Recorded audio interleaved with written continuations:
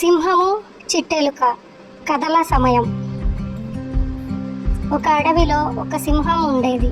అది చాలా గర్వంగా బలమైనదిగా ఉండేది. ఒకరోజు అది ఎలుకను పట్టుకుంది.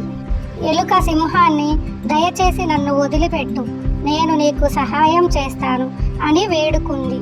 సింహం నవ్వి, ఒక చిన్న ఎలుక నాకు ఎలా సహాయం చేస్తుంది అని అడిగింది. కానీ అది ఎలుకను వదిలిపెట్టింది. అది ఎంత ప్రయత్నించినా బయట పడలేకపోయింది. అప్పుడు ఆ ఎలుక వచ్చి తన పదునైన పళ్ళతో వలతాడును కొరికింది. సింహం బయట పడింది.